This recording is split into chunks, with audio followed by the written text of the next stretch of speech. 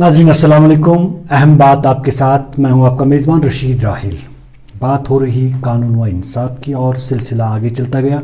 गुज़श्ता episode में हमने अपने मेज़बान जनाब सईद मौलवी एजाज साहब से वज़ाहतन सुना कि फास्ट ट्रैक बुनियादों पर फैसला देने के लिए किसकी क्या जिम्मेदारी बन जाती है, और बात हो रही थी जज साहिबान की, यानी जो फैसला देने वाले होते हैं, फैसला करने वाले होते हैं, उनकी क्या जिम्मेदारियां हैं, उनको किस तरह से दोनों तरफैन का सुनना चाहिए और एक बेहतरीन फैसला तक वो पहुंच सके।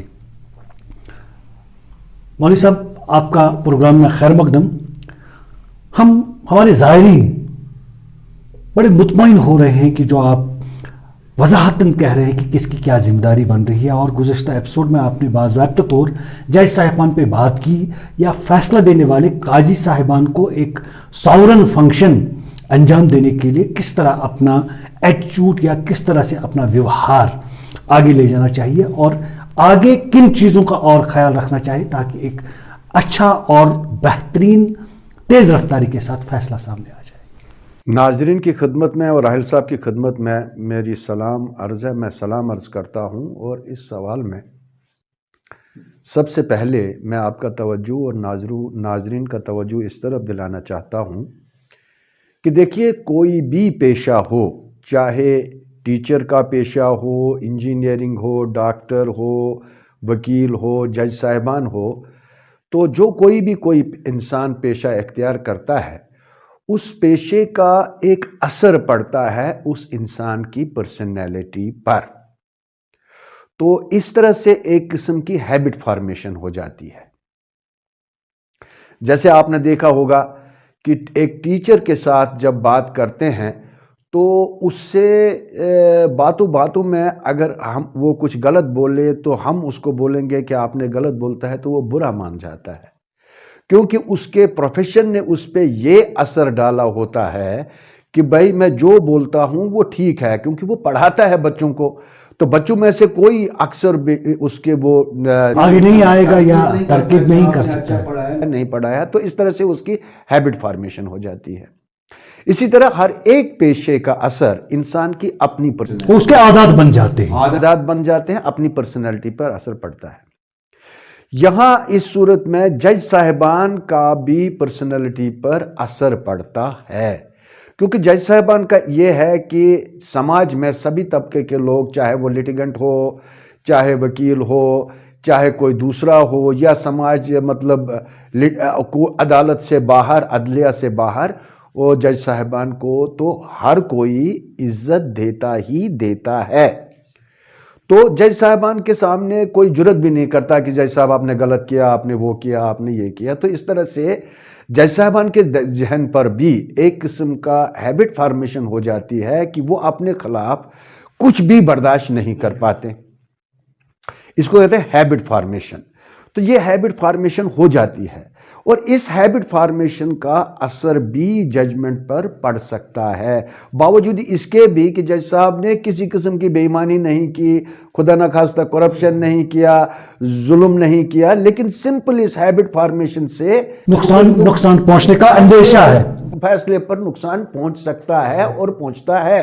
तरह नाइंसाफी हो सकती है, उस तरह से नाइंसाफी होती है, और ये वो नाइंसाफी है जो इंटेंशनल नहीं है, या जो किसी के जहन में भी नहीं आ जाती है। जैसे साहब के जहन में नहीं है कि मैंने ऐसा गलत किया या ऐसा किया या ऐसा किया, बिल्कुल भी नहीं है, इंटेंशनल नहीं है, ये तो अनइंटेंशनल है। मान लीजिए, यानी खुद फैसला देने वाले को भी ये पता नहीं चल सकता है कि मैंने कहीं इसके जरिए से मेरी ये गलती हुई तो नहीं हुई। ये ऐसा होता है कि इसको फिर ऐसा होता है कि कुछ वकील इसमें जो बड़ा अपनी मीठी ज़बान इस्तेमाल करते हैं, तो उस ज़बान में वो निकल पाते हैं, वो अपना काम निकाल सकते हैं। लेकिन वो फिर ये वकला हजरात में भी एक किस्म की फार्मूला बन जाती है कि भैया मुझे इस किस्म के अल्फाज इस्तेमाल करने हैं, इस किस्म के अल्फाज इस्तेमाल करने जिससे जैसा आप खुश होगा, प्लीज्ड होगा, तो मैं अपना काम निकाल सकता हूँ। इसको हम आम लैंग्वेज में, वकला इसको आम लैंग्वेज में कहते हैं फैसला, کیسلا نہیں فیصلہ.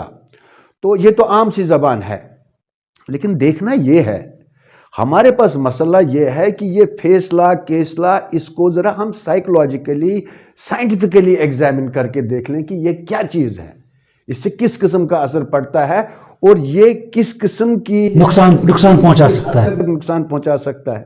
دیکھیں میں بتاؤں گا آپ کو کہ ہر ایک انسان کی سائیکولوجیکل پرسنالٹی میں دو کنٹرول ہوتے ہیں.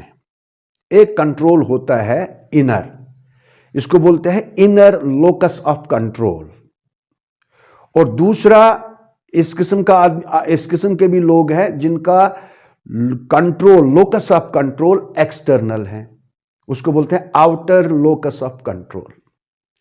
اچھا، انر لوکس آف کنٹرول اور آؤٹر لوکس آف کنٹرول میں کیا فرق ہے، ان کی کیا وضاحت کی جا سکتی ہے؟ دیکھیے، جو انسان جس کا لوکس آف کنٹرول انسائیڈ ہو، انر ہو، اس کا مطلب ہے اس کا ضمیر، اس کا کنٹرول اس کا ضمیر کے مطابق، اس کا کنٹرول اس کے ضمیر کے مطابق چل رہا ہے. باہر جو بھی ہو جائے اس کا کنٹرول اس کے ضمیر کے ہاتھوں میں ہے. They don't care for these They things. don't care what happens external. External. External things least bother him or her. چاہے وہ وکیل ہو، چاہے وہ جج صاحب ہو، یا کوئی دوسرا آدمی ہو، عام انسان بھی ہو. تو باہر کیا ہو رہا ہے کیا نہیں ہو رہا ہے، لیکن ہمیشہ اس کا جو ہے ججمنٹ، اس کی جو اسیسمنٹ ہے، اس کی جو رائے قائم ہو جاتی ہے، اس میں اس کا ضمیر اس پہ کنٹرول کرتا ہے. اس کے برعکس دوسرے قسم کے لوگ جن کا locus of control out side ہوتا ہے، ان میں کیا ہوتا ہے کہ باہر جو کچھ بھی ہوا اس سے ان کی رائے قائم ہو جاتی ہے. باہر لڑائی ہوئی تو اسی کا امپیکٹ ان کی رائے پہ ہوا، باہر کوئی اچھا ہوا تو اس کا امپیکٹ ان کی رائے پہ پڑ گیا. اچھا، تو یہ اس کو کہتے ہیں external locus of control. It is very important, sir. یہ تو بہت مطلب اس میں دیکھنا ہے کہ یہ کیا ہوتا ہے. اچھا، اب یہ نہیں کہ انسان کو صرف انٹرنل کنٹرول ہونا چاہیے لوکس، وہ بھی کمپلیٹ نہیں ہے. اب یہ کہ نہیں کہ باہر کا بھی اندر ضمیر ہو یا نہ ہو تو وہ اندر ضمیر ہو یا تو وہ بھی ٹھیک نہیں ہے. یہ بیلنسڈ ہونا چاہیے. ان دونوں کو پہلے بیلنس کرنا ہے. تو یہ سب سے زیادہ ذمہ داری جج صاحب کی ہے کہ ان دو چیزوں کو بیلنس کر لے. جب کوئی جج صاحب یا فیصلہ دینے والا انسان، آدمی، چاہے وہ جج ہو، گھریلو معاملات میں فیصلہ دے رہا ہو، قاضی ہو، لوور سب آرڈینیٹ جوڈیشری کا جج ہو، ہائر کورٹ کا جج ہو، سپریم کورٹ کا جج ہو، جب وہ پہلے ان دو چیزوں میں معاملوں میں بیلنس کر پائے گا تب ہی وہ ججمنٹ بھی بیلنسڈ دے سکتا ہے.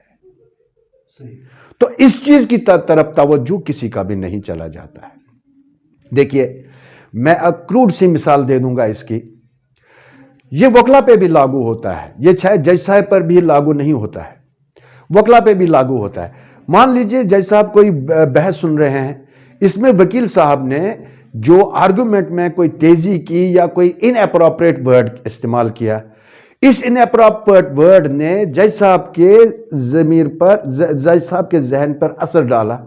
اثر اتنا ڈالا کہ بعد میں وہ جج صاحب نے اس نے جو کہا سننے کے باوجود بھی انسنا کر دیا، سننے کے باوجود بھی انسنا کر دیا. تو یہ تو اس طرح سے ناانصافی، اس طرح سے جو یہ امبیلنس کریٹ ہو گئی، کیونکہ ان کی ججمنٹ بیلنسڈ ہو نہیں سکتی، کیونکہ یہ باہر والے لوکس آف کنٹرول سے کنٹرول ہو گئے کمپلیٹلی. نہیں تو کیا ہونا چاہیے اس میں؟ مڈل پاتھ کیا ہے؟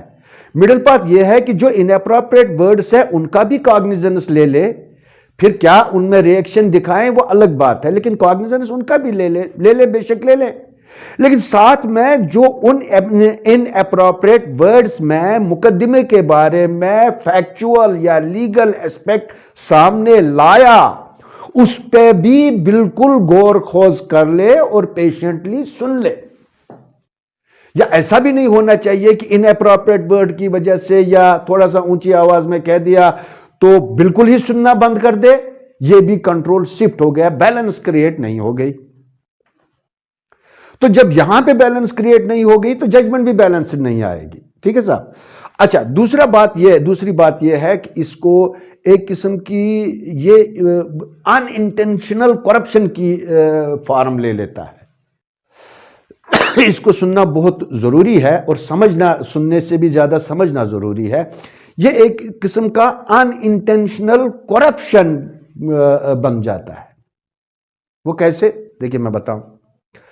اگر وکیل صاحب بحث کرتے کرتے دیکھ رہے ہیں کہ جج صاحب ان کے آرگومنٹس نہیں سن رہے ہیں اور اس نے دماغ میں سوچا کوئی بات نہیں، جج صاحب کو فیصلہ دینے دو، میں اس کے خلاف اپیل کر لوں گا.